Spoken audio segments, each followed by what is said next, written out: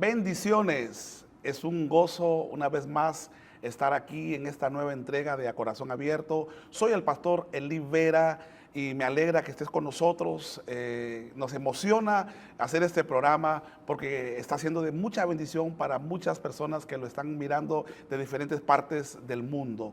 El día de hoy tengo un invitado muy especial, un hombre de Dios, un hombre que está marcando la vida de muchos líderes aquí en Sudamérica. Sobre él hay mucha responsabilidad y de verdad para nosotros del equipo de A Corazón Abierto nos sentimos sumamente emocionados y muy alegres y honrados, por cierto, de tener a un líder de tamaño calibre.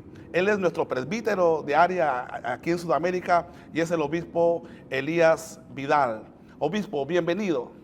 Gracias, gracias. Es un placer estar contigo. Y con ustedes también, por supuesto.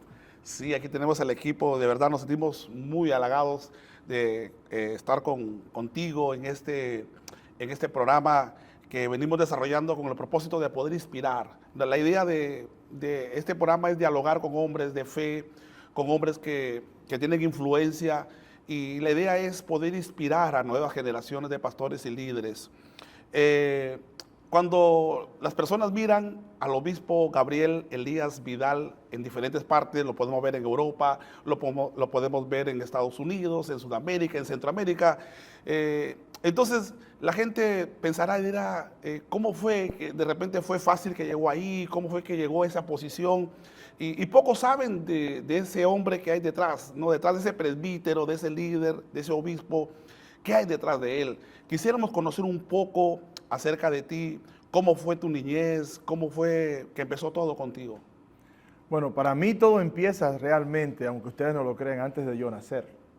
Porque cuando la Iglesia de Dios de la Profecía, llegó una iglesia que se llama Rosa de Sarón todavía de Puerto Rico, en 1950-52 a mi pueblo natal en República Dominicana, a esa iglesia como tiene un liderazgo, está apenas creciendo, y ya la Iglesia de Dios de la Profecía tenía unos 10, 11 años, tenía una mejor estructura, le entregan esa iglesia, la Iglesia de Dios de la Profecía en la capital, mandan un líder, comienza la Iglesia de Dios, nuestra iglesia en mi pueblo natal, Paraíso, y mi abuela es una de los que primero asiste a esa iglesia. Entonces yo nací en un hogar donde había una señora muy católica, una de mis tías, y donde habían varios de la Iglesia de Dios de la Profecía. Entonces yo surjo del seno de la iglesia desde el principio. A los 2 días de yo haber nacido, fueron y me presentaron en la iglesia de mi pueblo. Y me crié en la iglesia, en un pueblo pequeño de República Dominicana, como les dije, muy pequeño, sin luz eléctrica. Yo nací en una casa el techo es de palma, Acá le dicen de paja, algo así. De paja, exactamente. Y nada, ahí me desarrollé yendo a la iglesia todos los días, porque los servicios eran diarios. O sea que literalmente naciste en Cristo, pero en la Iglesia de Dios de la Profecía. Literalmente, nunca he ido a otra iglesia, con la excepción de unos meses que estuve visitando una iglesia porque no sabía dónde estaba cuando llegué a Estados Unidos. Y me empecé a recordar el dicho que dicen ustedes, lo he escuchado a Esteban Rodríguez, a Felipe, al mismo obispo Benjamín, decir, yo he sido nacido y criado en la Iglesia de Dios de la Profecía. Un dicho que lo escuché de ustedes. Bueno, yo no uso nacido porque nadie nace realmente de esa manera en la iglesia. Yo digo, sí, me crié toda mi vida en la Iglesia de Dios de la Profecía. Ok. ¿Y cómo fue tu niñez? ¿Cómo fue tu niñez, tu entorno en familia? Como te dije, nací en un hogar cristiano. El hogar era mi tía muy cristiana, mi tía Migdalia. Y ellos, me crié ahí jugando con carritos en el suelo, comiendo mangos, naranjas, toronjas. Disfruté mucho mi niñez, tuve una verdadera niñez y buenos amigos, todavía los conservo a propósito y son mayormente cristianos los que conservo. Mi niñez fue simple, normal, nada del otro mundo en ese pueblo. Ok.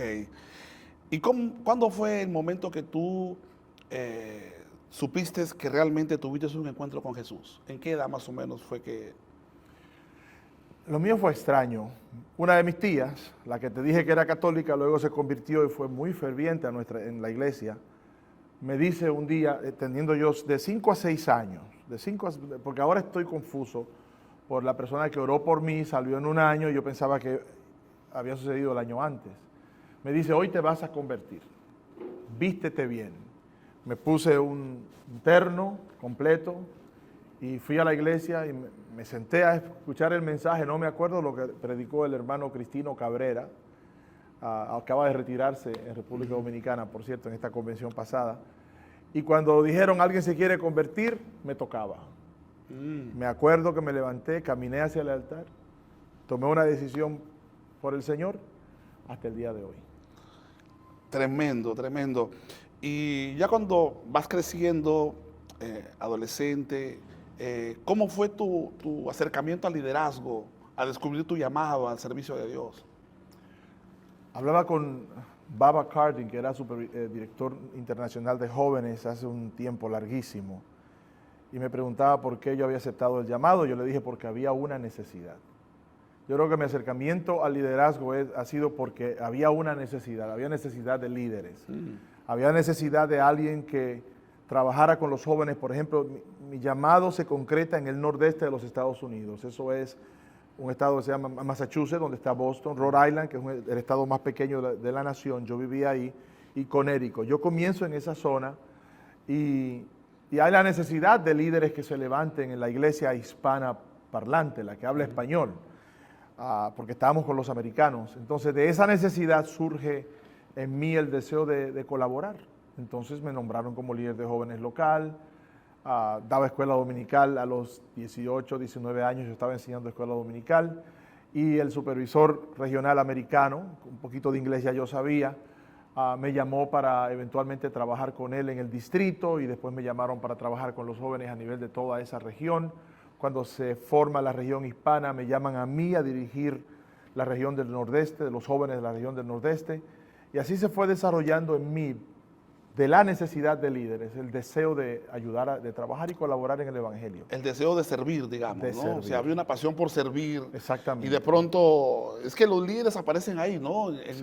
momentos de necesidad. Le pasó a Nehemías. Nehemías está cómodo en su trabajo como copero del rey, y de pronto él se entera de una necesidad. Exactamente. Y él dice, yo puedo hacer algo por esa necesidad. Exacto. Entonces, los líderes afloran en momentos de necesidades, ¿no? Claro, y Jesús aparece por la necesidad de la salvación del mundo. El apóstol Pablo aparece por la necesidad de un líder que pueda bregar con los gentiles, etcétera, etcétera. Así que los líderes realmente surgen de la necesidad. Dios los llama porque hay una necesidad. Interesante, muy interesante. Tú trabajaste por muchos años también en el departamento de lenguaje también de la iglesia. ¿Cómo fue esa llegada ahí? Fue interesante. Yo estaba pastoreando en la iglesia en Providence, Rhode Island. Estábamos bien, estaba entrando en mi segundo año y recibo una llamada del hermano José Antonio Reyes que necesitaba un asistente. Entonces yo digo al hermano Reyes, bueno, hermano Reyes, yo estoy pastoreando ahora, me voy a casar en unos meses. Yo no podría ir a Cleveland sin mi esposa, me gustaría esperar. Lo puse a esperarme un año. Wow. Dije, si usted consigue otra persona, está bien, pero me gustaría terminar el pastorado. La convención era en julio, y luego me voy a casar en septiembre, y con gusto yo podría comenzar en enero. Eso fue en enero del año previo. Me esperó todo ese año y me mudé a Cleveland. Yo fui recomendado por Benjamín Feliz. Cuando Reyes estaba buscando a alguien, él dijo, yo conozco a alguien que usted puede llamar que es bueno, según Benjamín. Entonces ahí Reyes no me conocía, Benjamín sí, es mi amigo desde mucho tiempo antes de eso. Entonces así llego a Cleveland. Cuando llego a Cleveland, Perry Gillum, no sé qué vio en mí después de un tiempo que estuve trabajando con el hermano Reyes, y había dejado de hecho el trabajo en Cleveland y había plantado la iglesia de Cleveland, Tennessee, y estaba pastoreando ahora la primera iglesia hispana del pueblo. Después de tantos años de la iglesia estar ahí, yo planté la primera iglesia hispana de Cleveland, Tennessee, que ahí yo asisto todavía, por cierto. Entonces, cuando yo me voy ahí, estoy en esa iglesia, están comenzando, la economía estaba difícil, mi hija acababa de nacer, yo no sabía, yo pasé hambre. pasé hambre, fue muy difícil, esos 10 meses fueron muy difíciles cuando yo salí de trabajar con el hermano Reyes y me dediqué a la iglesia. Hay el hermano Perry Gillum, que murió, el papá de Scott Gillum, que es el supervisor ahora de Florida, la Florida, me llama y me hace una propuesta. Me dice, yo que estoy ganando muy poco dinero en la iglesia, pero estoy trabajando y la iglesia está creciendo y vamos en buen camino. Me dice, me gustaría que consideres ser el director mundial del lenguaje. Y me lo dice un viernes, me dice, no me des la respuesta ahora, dámela el lunes. Yo estaba dispuesto a dar la respuesta en ese momento. Porque la paga era buena y también una oportunidad de regresar a las oficinas internacionales a hacer lo que a mí me gusta, a pesar de que yo disfruté de ser pastor. Y así entro al Departamento Mundial del Lenguaje por una solicitud de yo no sé quién me recomendó. No sé, creo que fue Joey García que lo hizo, tengo que preguntarle. Creo que fue José García que iba a ir para California y le dijeron quizás a quién tú recomiendas, le llamen a Gabriel Vidal, mis amigos me han recomendado toda la vida. Y ahí acepté y comencé a trabajar con el Departamento Mundial del Lenguaje por 4... ¿Eso en qué periodo fue? Eso fue 2004 al 2008, al 2010. 2004 a 2010. Y tú tienes incursionaste tú en la escritura, ¿no? Tenías una columna dentro me ayudó mucho, Diana me ayudó mucho, García también, porque cuando van a reestructurar la revista y la van a hacer 100% en español, ella comienza a llamar a personas que pueden escribir. Yo no sabía que yo podía escribir de esa manera. ¿No habías tenido una experiencia antes en bueno, en la universidad, pero claro, nada teológico, nada relacionado con la iglesia, de escribir. Entonces me invita a escribir la columna y yo comienzo a escribir mis ideas. Yo era un joven, así que comienzo a escribir lo que yo consideraba que podía ser de bendición a la iglesia. Y efectivamente la reacción, yo tengo gente que me decía, llega a la revista y lo primero que miro es tu columna y después el resto. Entonces, eso fue muy importante, me ayudó mucho. Cuando yo entré a estudiar entonces en Gordon Conwell, teología, en la maestría, yo sabía ya escribir, porque cuando yo escribía un artículo, Diana me lo destruía. En las correcciones, en formación de oraciones y todo lo demás. Entonces, cuando yo miraba las observaciones y fui aprendiendo al mismo tiempo que mientras escribías, aprendías. Aprendía. Y cuando llegué a la maestría, eso me ayudó a escribir bastante bien al punto que yo tengo buenas notas en la maestría. De hecho, que yo te conocí a ti a través de una foto en la Sala Blanca, pues porque yo leía mucho tus artículos que escribías que eran muy buenos, de una manera muy clara, muy sencilla, muy digerible, ¿no? Y que iba a las necesidades de los jóvenes de aquel entonces, ¿no? Me gustaban mucho tus escritos. Y luego tuve la oportunidad de conocerte cuando fui el 2004 a Estados Unidos en una convención y te veo ahí correteando con la Sala Blanca, que estabas registrando, ayudando ahí. Y eso me quedé impactado, ¿no? Porque, bueno, me voy a Estados Unidos y voy a ver al hombre que escribe ahí. Entonces, si veo un hombre ahí resulta sirviendo, que no es la gran cosa. No es eso, sino que no, yo te entiendo. Lo que veo ahí es un tipo sirviendo. Y eso es lo que siempre te vi, ¿no? O sea, y eso me impactó de ti, luego de varias conversaciones que tuvimos luego, de verte que eres la misma persona en una reunión de presbíteros, en una reunión de alta envergadura, y eres el mismo conversando en un restaurante o de repente en un auto, caminando, eres el mismo. Y eso me impactó a mí muchísimo de la forma, del tipo de persona que eres, además de las posiciones o rangos que tengas. Es un acercamiento diferente al liderazgo. Yo lo mencioné ayer, creo que fue ayer. Dios me ha dado las oportunidades que me ha dado siendo yo quien soy. Entonces, ¿por qué cambiar lo que soy si la fórmula funciona? Yo soy una persona como soy y Dios me ha llamado como soy y yo he seguido siendo lo que soy. Perdonen tanto soy, pero la idea es que no tengo que cambiar nada de mí para que Dios me use, y yo aprendí eso temprano. Y además que yo veo todo esto como, yo tengo que disfrutar lo que yo hago, y si yo voy a ser un líder, yo voy a disfrutar lo que yo hago. Si voy a escribir en el ala blanca, voy a disfrutar lo que yo hago. Si voy a servir, tratando que la gente se suscriba al ala blanca, o barriendo en mi iglesia local, o pasando la aspiradora en mi iglesia local, casi no lo hago ya, yo lo voy a hacer y voy a estar contento y alegre de hacerlo. Es mi acercamiento al liderazgo muy diferente a lo que yo he visto en muchos líderes, especialmente en América Latina, porque hay un cambio de personalidad cuando Exacto, exacto. Creen que suben. ¿Y a qué crees que se debe ese cambio? De pronto tienen la posición o tienen el rango y de pronto cambian su manera de hablar, su manera de vestir, su manera de sentarse, cambian totalmente.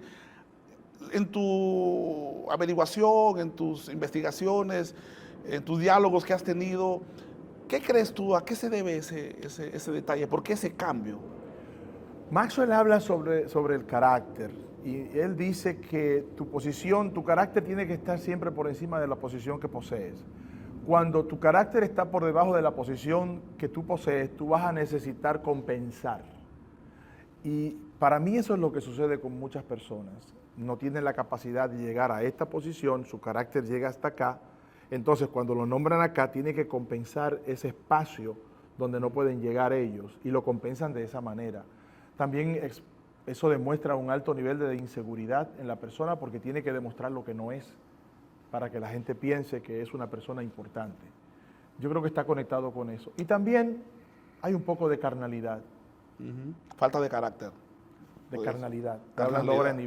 Estoy hablando espiritualmente hablando, hay un poco de carnalidad porque ninguna posición debe cambiarte, ninguna posición debe hacerte sentir que tú eres mejor que otra persona, porque no lo eres. Solamente tienes una función. Cuando yo hablo de la relación esposo y esposa, el esposo es la cabeza, enseña la Biblia, pero la cabeza es una función, no es un estado de ser. Exacto. Entonces, al ser una función, no te hace mejor. Son diferentes funciones. Yo no soy mejor que tú. Tú tienes una función pastoral. Yo tengo una función como presbítero que es pastoral, pero no diferente a la tuya. Pero son funciones. Eso no me hace más importante que tú. Entonces, si yo no me siento más importante que tú, ni menos tampoco, entonces no tengo por qué cambiar. No tengo por qué tratarte diferente. No tengo por qué demostrarte que yo soy superior a ti, porque realmente no lo soy. Y la Biblia enseña en contra de eso. Tremendo. Estamos conversando con el obispo Gabriel Elías Vidal y quisiéramos que comparta esta transmisión, este video, puedas tú avisarle a tu amigo, a tu amiga, no sé, comparte con alguien. Estamos viviendo un tiempo especial aquí en esta entrevista. Estás viendo A Corazón Abierto.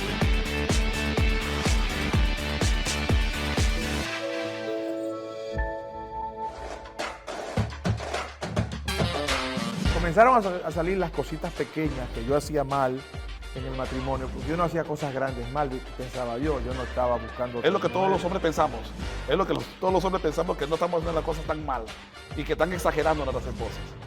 Te voy a dar un ejemplo de algo malo que yo hacía. Yo podía estar llegando a la oficina en el carro, vengo del almuerzo, o sea, yo voy llegando y mi esposa me llama y me dice, Elías, por favor, porque me dice Elías, mi esposa, por favor, ¿me puedes traer algo de comer? Y yo le digo, mira, yo acabo de llegar, estoy estacionando, vete tú a buscar. Eso es simple. Esas cosas le dolían a ella. Y eso después salió a relucir cuando ella cambia, cuando el cáncer, ella pasa por el proceso de cáncer, y ella cambia, mira la vida de una manera diferente. Parece que ella decide, yo no puedo seguir callada ante esas cositas.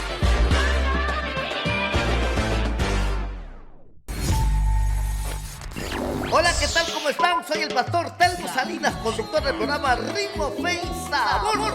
Te invito a pasar una tarde súper maravillosa con mucho ritmo. Los días lunes, miércoles y viernes a partir de las 2 de la tarde en nuestra plataforma www.cogoperú.com o en nuestro fanpage Radio Cogo Perú. Conéctate y vive la experiencia. Póngale sabor ahí. Alégrate, iglesia. Tus mejores tardes, vívelas en Radio Coco Perú. Tenemos para ti y tu familia la mejor programación. El pastor Luis Urbina ya se encuentra en cabina para compartir música, consejos y todo lo que necesitas para vivir una vida plena. y en Radio Cocó Perú. Hola, soy el pastor Ronnie Pérez, conductor del programa Compartiendo Vida. Quiero invitarte a conectarte todos los lunes, miércoles y viernes a partir de las 3:30 de la tarde en nuestro programa en www.cogoperú.com o en nuestro fanpage Radio Cogó Perú. Tendremos una tarde especial. Conéctate y vive la experiencia. Nadie como tú, Señor Jesucristo. Continuamos conversando con el obispo Vidal. Es una conversación fuera de serie, de verdad. Estoy disfrutando este tiempo de conversación. De hecho, que hace mucho tiempo que no conversábamos, siempre conversamos así un poco en los eventos que vienes y conversamos muy poco. Y bueno, y de verdad estoy disfrutando este tiempo. Me gustaría hablar un poco acerca de tu relación con tus padres, ¿no? Escuchaba un poco tu testimonio en la conferencia que dabas y me impactó eso, en cómo fue, de hecho que tú fuiste marcado de antes de la fundación del mundo, que hemos sido escogidos, dice la Biblia, pero antes de que tú nacieras, hubieron ciertas dificultades y luego en tu nacimiento hubieron ciertas dificultades. ¿Cómo fue eso? Cuéntanos. Bueno, yo vengo de un hogar, digamos, disfuncional en un sentido y de mucho amor en otro sentido. Cuando mi mamá conoció a mi papá tenía a su esposa y yo salí de un accidente, de una relación quizás que como cristiano yo no la tendría. Pero cuando mi madre sale embarazada, ahí comienzan los problemas porque mi papá le sugiere que me aborte, Y cuando él hace eso, y yo no tengo solamente una fuente, me lo dice mi mamá y me lo dicen también otras personas, que es cierto. Mi mamá decide finalmente no abortarme y yo salgo al mundo. Cuando salgo al mundo, entonces estoy viviendo con mi mamá y con mis tías, gracias a Dios porque ahí fue que conocí al Señor. Luego mi relación con mi papá fue muy interesante, yo no conté eso en la conferencia, es que yo le tenía miedo a mi papá. Yo siempre pensé que él me quería llevar para su casa, yo no me quería ir para su casa. Y cuando yo estaba quizás al frente de la casa, yo veía el vehículo de él llegar, me entraba un miedo y salía corriendo. No me metía en la casa, me iba al patio y el patio de mi casa es bien amplio. Yo me iba al final del patio y me escondía para que no me encontrara porque yo no quería que él ni me mirara. Y yo no entiendo por qué yo sentía eso. Y la relación luego se fue arreglando hasta el punto que en el 97, en diciembre del 97, por primera vez yo decido ministrarle a mi papá. Yo vivía en Estados Unidos, él estaba en República Dominicana, y yo lo llamo un 25 de diciembre para felicitarlo por la Navidad. Y le digo, papi, yo quiero ir en febrero a Santo Domingo. Y yo escribí eso en el Ala Blanca, por cierto. Yo quiero ir a Santo Domingo en febrero y quiero tener una conversación con usted. Me dijo, ok, hablamos cuando tú vengas entonces. Y quiero decirle también la primera vez que salió de mis labios que yo lo amo a usted. Y él me dijo, yo te amo también. Y ahí cerramos el teléfono. Esa fue la primera y la última vez que yo le dije te amo a mi papá, porque mi papá murió el 14 de enero de ese año siguiente y no pude ministrarle. O sea, ese encuentro nunca se dio. Nunca se dio, no pude ministrarle. Perdí la oportunidad de decirle a mi papá la vida que yo llevaba como cristiano y lo que era ser cristiano y lo que era Cristo en la vida del ser humano. No lo logré. Se murió el 14 y eso yo lo lamento hasta el día de hoy. Esa es una de tus penas. Mis penas que tengo que cargar. Que él era un gran masón, estaba envuelto en la masonería. Me pidió que sea miembro y dije, no. A mí me ha enseñado la doctrina que no podía pertenecer a logia. Dije, no, yo no. Yo soy cristiano, le dije. Y eso es interesante. Las personas... Entonces cuando yo me caso, yo tengo que tomar la decisión de no ser el mujeriego que era mi papá, que tuvo 3 mujeres con 3 hijos. Y yo que nací, me crié todo el tiempo en la iglesia con un concepto diferente de familia. Desde el principio comencé a decir, si en mi caso yo no puedo ser igual que mi papá. Es una decisión que tú tomas. Creo con la ayuda del Espíritu Santo. Tú tomas esa decisión y tú esperas que el Señor te ayude a cumplirla. Cuando conocí a mi esposa, Hani, Yo pensaba que iba a ser la única esposa que yo iba a tener. Y así lo ha sido por 22 años. Wow. Cuando nacieron mis hijos, yo decidí que a mis hijos yo le iba a decir que los amaba todas las veces que sea posible. Y que iba a pasar tiempo con ellos y que los iba a abrazar todos los días. En los tiempos que mi hija estaba preadolescente, entrando a la adolescencia, que yo la abrazaba, siempre hacía así, no le gustaba que la abrazaran, pero yo la abrazaba como quiera y le daba un beso. Todavía yo le doy besos a mis hijos, los abrazo todos los días.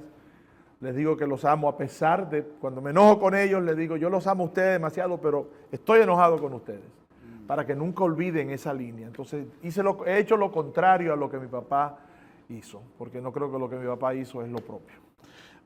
Se da, hablando un poco de este tema que me parece interesante, normalmente a veces en América Latina, ¿no? Y en el Perú, a veces encontramos personas que por su trasfondo que han tenido son lo que son, ¿no? Sí. O sea, por ejemplo, si no recibieron cariño, no tuvieron mucho amor, entonces lo manifiestan de esa manera a sus hijos y son de esa manera. En el caso tuyo no fue así. ¿A qué crees que se debe que no continuaste con esa línea? Porque hubieron ausencias, tu papá no estuvo contigo. O sea, digamos que la iglesia en cierta manera fue el espacio que Dios utilizó para ministrar tu corazón. Afirmativo. Sin la iglesia yo hubiera sido posiblemente igual que mi papá. Sin Cristo, yo hubiera sido igual que mi papá. Sin el ejemplo que me dieron en la iglesia, yo hubiera sido igual que mi papá. Así que la iglesia fue un instrumento de mucha importancia y por eso la amo tanto, para ser lo que yo soy el día de hoy. Definitivamente yo le debo eso primero al Señor y luego a la iglesia. La iglesia me formó diferente a la formación que recibió mi papá en cuanto a relación hijo-esposa. Es lo que Pablo le dice a Timoteo, ¿no? Le da la figura de familia. Timoteo era un joven y le dice, mira a las ancianas como tus madres y a los ancianos como tus padres y a las jóvenes como tus hermanas. Exacto. Entonces, esa comunidad de fe ayuda muchísimo a la formación de personas, porque hay muchos jóvenes que llegan a otras iglesias con esas carencias. Entonces la iglesia es el vehículo, es el instrumento que Dios utiliza para poder ministrar a sus corazones, y tú eres la prueba de eso. Yo soy la prueba de eso, y cuando fui pastor, un joven se enamoró de una de las niñas de la iglesia, y él venía con todo un bagaje, con toda esa carga y cosas del mundo, de borrachera, casi lo iban a deportar, y ese muchacho se convirtió y algunos no querían saber de él, otros ministros, pero lo protegimos en la iglesia, lo ayudamos, y hoy ese muchacho tiene muchos años de casado, tiene sus hijos, permanece en la iglesia siendo un siervo del Señor, muy bueno, y yo he visto eso suceder. Yo soy un ejemplo de lo que hace Jesús a través de la iglesia. Exacto. En la vida de una persona, y lo he visto en otros y es maravilloso. Tremendo. Ahora, como líder de todo Sudamérica y como pastor que has sido, sigues siendo pastor, eres pastor de pastores. ¿Qué desafíos has tenido? ¿Qué crees tú los desafíos más complicados que has tenido que pasar en este proceso de liderazgo que vienes desarrollando? Uno de ellos es tener que quitar a supervisores que estaban haciendo cosas malas. Ese es uno de los, como líder en Sudamérica, ese es uno de las cosas más difíciles que he tenido que hacer, pero no es lo más difícil. El desafío más grande fue tener que decirle a una iglesia hace apenas 2 meses que no podían seguir trabajando con nosotros. Tuve que escribir una carta y decirle que no podíamos aceptar la propuesta que ellos nos estaban haciendo porque no hicieron las cosas bien. Se salieron del gobierno y la manera que funciona la iglesia, y con un dolor en mi alma, el más grande que he tenido, tuve que decirle a un pequeño grupo de personas, si ustedes quieren funcionar así, no pueden trabajar con nosotros. Otro desafío que he tenido es convencer a los pastores a plantar iglesias. Yo no soy la persona que está al frente de eso, son los obispos nacionales, pero aún así yo lo siento cuando yo veo países que no están creciendo porque los pastores decidieron de que ellos no van a entrar en plantación de iglesia, en la multiplicación de iglesias. Ese es uno de los desafíos más grandes que yo he encontrado, porque yo creo que debe estar en el ADN de todo pastor el multiplicarse. Y el que no se multiplica no está cumpliendo completamente con el llamado de Dios. Eso me hace sufrir. Y eso lo considero uno de los dolores o desafíos más grandes que tengo en América del Sur. Como líder, todos los líderes pasamos momentos difíciles y complicados, momentos que a veces queremos tirar la toalla, queremos, como decías ayer en las estadísticas, que los lunes son estadísticas que los lunes, muchos pastores mueren los lunes, no debido al estrés, al cansancio, al agotamiento y a todo y a lo frustrante que a veces suele ser el ser pastor. No es fácil, no es una tarea fácil. ¿Has pasado momentos complicados como persona, como hombre, como ser humano, como un siervo? El reto más grande de mi vida fue el cáncer de mi esposa. Si nos vamos a eso. Sí, ok. Ahora, me dijiste como Sí. hombre, como siervo, me afectó. Me afectó porque cuando me lo dices es el 2013. Yo estoy envuelto en los ministerios de Sudamérica. Estamos comenzando a ver resultados que no se habían visto en Sudamérica quizás nunca, porque lo que ha pasado en América del Sur, según mis datos, es extraordinario. Nosotros nos fuimos de 38,000 miembros en el 2010, que era lo que realmente teníamos, a 77,000 miembros hoy. De 885 iglesias a 1,700 iglesias en 10 años en América del Sur, que estábamos ya comenzando a decrecer en muchos países. Entonces, cuando estoy en medio de la euforia del crecimiento, de la estrategia, Dios permite, porque así yo lo vi, Así es. que mi esposa le dé cáncer. Ahí viene un problema grande conmigo. Yo caí en una crisis en enero del 2013.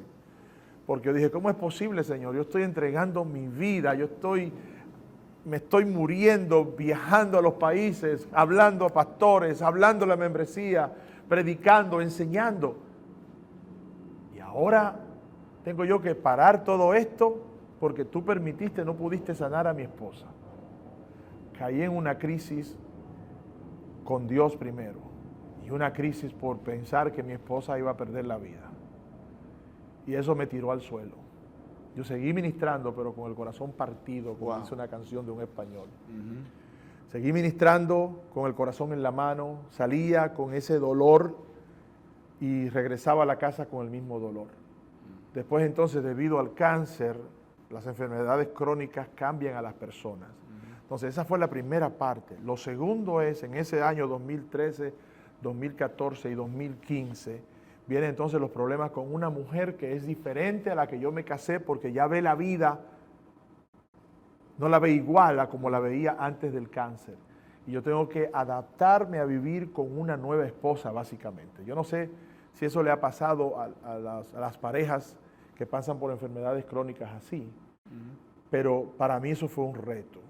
Fue muy difícil porque en un momento yo pensé que mi esposa ni me quería. Y eso fue para mí duro. Yo estuve a punto de ir donde el hermano Clemens y decirle, yo no puedo seguir. Pero entonces algo sucedió en mi vida, me ayudó a salir de eso. ¿Te lo cuento o me lo vas a preguntar? dímelo ahora mismo. Pero ese fue el reto más grande en los últimos, en toda mi vida, yo creo. Yo creo que el cambio de República Dominicana a Estados Unidos no fue tan grande. Las decisiones, nosotros hemos tenido una buena relación de liderazgo en América del Sur. Yo no puedo decir que he sufrido con los supervisores. He sufrido en momentos porque he tenido que tomar decisiones contra compañeros que no estaban haciendo las cosas bien y simplemente yo no soy corrupto. Y yo no puedo vivir. Comenzamos diciéndote que yo me crié en esta iglesia, yo no conozco otra cosa, esta es mi familia. Ustedes son más cercanos a mí que muchos familiares míos, aunque ustedes no se den cuenta. Yo disfruto cuando yo estoy entre ustedes, yo disfruto este fin de semana en una manera, me da vida estar entre mi gente, especialmente entre pastores, que son con los que yo más trabajo comparado con la membresía. Y yo estuve a punto de dejarlo todo. ¿Qué pasó ahí? O sea, estás en un momento de crisis no solamente física por el problema que tenía tu esposa, el problema físico, sino también se suma a eso la parte emocional. Sí. Ella entra, aparte que tiene una crisis física por el cáncer, entra en una crisis emocional y eso se complica. Ya eran no un problema ahora, eran dos problemas con los cuales tú tenías que lidiar. ¿Qué te ayudó? ¿Cómo fue que saliste de eso? Bueno, comenzaron a salir las cositas pequeñas que yo hacía mal en el matrimonio, porque yo no hacía cosas grandes mal, pensaba yo no estaba buscando... Es lo que todos los hombres pensamos, es lo que todos los hombres pensamos, que no estamos haciendo las cosas tan mal y que están exagerando a nuestras esposas. Por ejemplo, te voy a dar un ejemplo de algo malo que yo hacía. Yo podía estar llegando a la oficina en el carro, vengo del almuerzo, Hani siempre ha sido mi secretaria porque ellos prefieren que la esposa sea la secretaria de los presbíteros para que no nos metamos en problemas, por si acaso. Así es. Entonces yo voy llegando y mi esposa me llama y me dice, Elías, por favor, porque me dice Elías mi esposa, Ya. por favor, ¿me puedes traer algo de comer? Y yo le digo, mira, yo acabo de llegar, estoy estacionando, vete tú a buscarlo. Eso es simple. Pero eso le dolía, esas cosas le dolían a ella. Y eso después salió a relucir cuando ella cambia, cuando el cáncer, ella pasa por el proceso de cáncer y ella cambia, mira la vida de una manera diferente. Parece que ella decide, yo no puedo seguir callada ante esas cositas pequeñas, zorras pequeñas, decía el hermano Reyes en uno de sus mensajes. Y comenzaron los problemas y yo no sé qué voy a hacer. En un momento yo dije, bueno, no sé si mi matrimonio va a funcionar si sigue como va. Radamés Matos, el supervisor de la región norte, de los estados nordeste, me invita a hablar a los caballeros y me obliga a estudiar ciertos libros. Benjamín Félix me dice, tengo un libro bueno que yo quiero que tú leas, y me lo introduce, yo comienzo a leerlo. Y también tenía otro libro de una mujer, muy bueno por cierto, Aida B. Sansón, Más allá de la maldición, y comienzo a leer. Y en uno de esos libros, creo que fue en el de Evans, leo que la mujer es receptiva, que la mujer te va a dar a ti más, o sea, tú le das algo a la mujer, ella te lo va a devolver El doble. el doble. Tú le das a una mujer un esperma, disculpen la expresión si no les gusta, y ella te da un hijo. Le entregas una casa, Te entrego un hogar. te entrega un hogar. Pero si le entregas problemas, te entrega un camión, una camioneta llena de estiércol. Eso, alguien escribió eso, por cierto, eso no es mío. Y él usó la palabra con M, no el estiércol. Ya. Yo dije, déjame hacer eso, déjame comenzar como esposo a cambiar mi manera de trabajar, de actuar con mi esposa. Y lo hice el primer mes, nada sucedió. Lo hice el segundo mes, nada sucedió. Lo hice por 4 meses, nada sucedió. Lo hice por 6 meses, nada sucedió. En el 8º mes, porque yo estoy defendiendo mi matrimonio, yo quiero, no es que ella se quiere ir de la casa, es que yo me quería, yo no podía seguir en esa situación. Pero yo dije, no, yo tengo que salvar mi matrimonio, yo me casé para toda la vida, no para fracasar. Y vi una reacción positiva de ella después de 8 meses. Así que yo le digo a los que me están escuchando, si decides cambiar y tratar mejor a tu mujer, ten paciencia, porque ella va a cambiar, va a tomar tiempo, pero va a cambiar. Y ahí comenzó ella a cambiar, y yo puedo decir que mi matrimonio después de eso es mucho mejor a lo que yo tenía antes, y yo creo que yo soy un mejor hombre. Hay que preguntarle a ella. Yo soy un mejor hombre a lo que yo era antes del cáncer. Ese fue el proceso más difícil. Yo estuve a punto de perder mi ministerio. Yo le pedí a los supervisores, sabían que tenía cierto grado de problema, yo le pedí oración, le expliqué mis problemas, no en la manera que lo estoy haciendo hoy. De hecho, lo que estoy haciendo hoy no lo he dicho a nadie, excepto a mis amigos más cercanos. Y ya fue cambiando, y ya gracias a Dios, Dios me ayudó a salir de eso ya varios años, y estamos bien. Estamos más que bien, para la gloria del Señor. Entonces se cumple lo que Pablo dice, ¿no? Que todo obra para bien. O sea, podríamos decir, ha sido una clase, yo creo que la más costosa que te costó tomar, la clase más costosa, pero que al fin tuvo ese resultado, ¿no? Otro hombre, otra mujer y un nuevo matrimonio. Sí, exactamente. Todo obra para bien es una escritura que a mí nunca me ha gustado, porque requiere de tú aguantar los procesos por los que Dios te hace pasar. Y aguantar esos procesos eso es muy difícil. Sí. Todo obra para bien es magistral, pero es un problema a la vez. No, vivirlo. Vivirlo. El decírselo a otra persona suena muy suena romántico, bonito, suena muy bonito. Suena bonito, pero cuando tú tienes que pasar por esos procesos no es bonito. No es bonito. Pero es la realidad. Es la cierto. realidad. Dios nos manda Apóstol por ahí. Pablo está correcto. Exacto. ¿Cuál es, ahora ya como presbítero, ya como obispo, cuál es tu sueño para Sudamérica? Mi sueño es que nuestros pastores estén mejor educados teológicamente. ¿Sabes por qué? No es para que sepan más, es para que puedan ministrar mejor, predicar mejor, más ordenado, para que diferentes clases sociales puedan escuchar lo que ellos tienen que decir, y no solamente las clases bajas y más sencillas, sino las bajas, sencillas y también las altas. Yo tengo problema con todos esos escaños, pero para que me entiendan. Yo quisiera que nuestros pastores estén mejor educados, porque yo creo que un pastor con una buena predicación y entendiendo lo que es pastorear puede ganar más almas para el Señor. El final de todo lo que yo hago es para que las almas sean salvas también. Entonces, si el pastor está mejor educado, eso es lo que ese es mi mayor anhelo.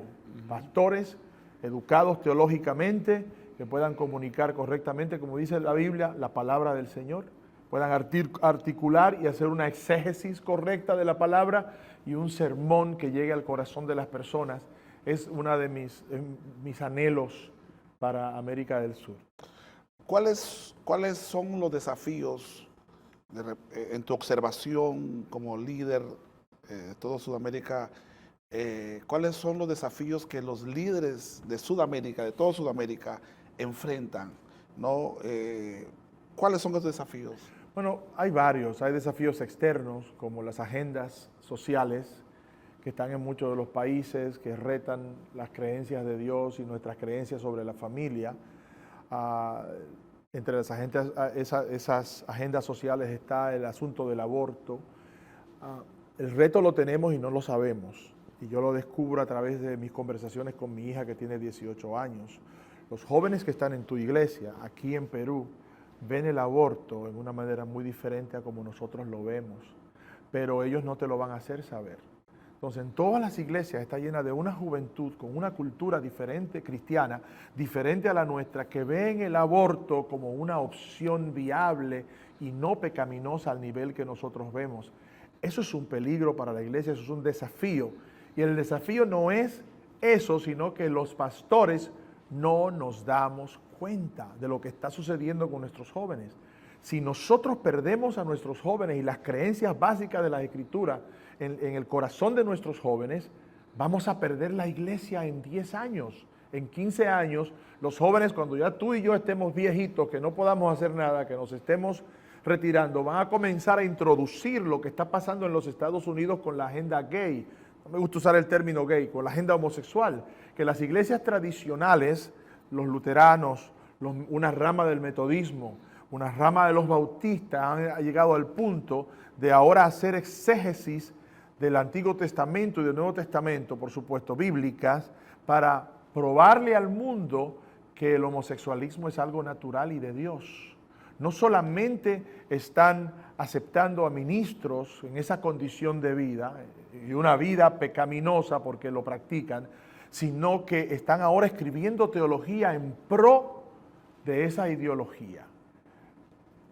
Ese es un desafío que nosotros tenemos en América del Sur, y lo más grande no es que está, sino que los pastores estamos envueltos en cánticos y nuestros problemas y no estamos adecuando a la iglesia preparando al ministerio local para enfrentar lo que viene contra nosotros. Interesante, muy interesante. Ahora, ¿cuál es el mensaje que tendrías para los líderes de toda Sudamérica? Me gustaría que le des un mensaje a los líderes de toda Sudamérica, porque hay muchas personas que ahora mismo están mirando este programa, y me gustaría que le digas algo a ellos. Como les acabo de decir, hay cosas subterráneas que están sucediendo dentro de nuestras iglesias, que nosotros, por estar envueltos en nuestra manera cotidiana de ministrar, no nos damos cuenta de lo que está sucediendo. Quizás no va a suceder en el tiempo que tú estás ministrando ahora, pero cuando tú entregues esa iglesia a ese joven con esa manera de pensar diferente, va a comenzar a enseñar cosas que no están de acuerdo a lo que nosotros entendemos que la Biblia nos enseña, y van a comenzar a destruir. Para mí ese es el misterio, puede ser el misterio de iniquidad o parte del ministerio de iniquidad. Mi deseo y mi pedido al Ministerio de América del Sur es que se preparen. Por eso hablé que uno de mis anhelos es que todos los pastores se preparen. Y el asunto es que 20 años atrás, 15 años atrás, 10 años atrás, Yo hubiera dicho eso y nos hubieran preguntado, ¿y quién nos va a preparar? Pues ahora tenemos escuelas. Ahora tenemos, aquí está el CETIP, tenemos Espíritu y Vida en Estados Unidos que va a hacer acuerdo con CETIP, esperamos hacer ese acuerdo y vamos a tener acuerdos con naciones, como tenemos ya un acuerdo con Bolivia, Chile se está preparando. Hay escuelas ya en nuestra iglesia para educarse mejor. Todo pastor debe preocuparse por prepararse teológicamente y aprender a conocer las luchas que tenemos en la sociedad de hoy y buscar herramientas que yo estoy buscando todavía para nosotros poder enfrentar con amor, consideración y misericordia lo que viene en contra de nosotros en los próximos años. No podemos seguir haciendo las cosas como siempre las hemos hecho. Necesitamos aprender conocer bien lo que está sucediendo en las partes bajas de la sociedad o en las partes subterráneas del ser y comenzar a ministrarle a nuestras nuevas generaciones sobre lo que es ser cristiano y pureza de vida. Podríamos decir que necesitamos líderes preparados cognitivamente, pero también líderes preparados espiritualmente, ¿no? Que eso de hecho que está ahí, ya está ¿no? Implícito ahí. Ya terminando, ya todos tenemos un espacio de tiempo aquí, en la tierra. Cuando ya no estés aquí, que va a pasar muchísimos años, te queremos todavía por muchísimos años aquí que sigas liderando en América del Sur, ¿cómo quisieras que te recuerden las futuras generaciones que vengan? Mañana cuando ya no esté Elías Vidal, ¿cómo quisiera que lo recuerden las próximas generaciones? Te va a gustar lo que te voy a decir. Yo le dije al hermano Albino anoche, veníamos en el vehículo de Barranca, el mayor halago que yo he recibido, que yo recibo como ser humano, como ministro, es lo que tú me dijiste allá, cuando hablaste un poquito de mí, cuando estaban dándonos la placa. Más importante que las placas, más importante que usted predica más o menos bien, más importante que me gustó el mensaje, es que yo pueda ser la misma persona en todos los niveles. Que digan, hermano Vidal fue un ministro, fue el que dirigió Suramérica, Dios lo bendijo en gran manera, pero él nunca dejó ser quien él era como ser humano. Trataba a los pastores, a los miembros, a los grandes y los pequeños de la misma manera. Ese es el halago más grande y ese si la gente me recuerda porque yo fui una persona, un ser humano natural, normal, sería suficiente para mí. Wow, tremendo. Muchísimas gracias, obispo. Ha sido una bendición haber conversado con usted. De verdad yo he sido bendecido, inspirado y me imagino que todos los que han oído esta entrevista lo han sido también. Muchas gracias a cada uno de ustedes por haber estado con nosotros en su programa A Corazón Abierto. Soy el pastor Eli Vera y espero verlos en la próxima edición. Muchas gracias y no te olvides de darle me gusta a nuestra campanita que está ahí debajo para que podamos tener más seguidores y muchas personas más puedan ser bendecidas y edificadas a través de este hermoso programa. Que Dios les bendiga. Será hasta la próxima. Bendiciones.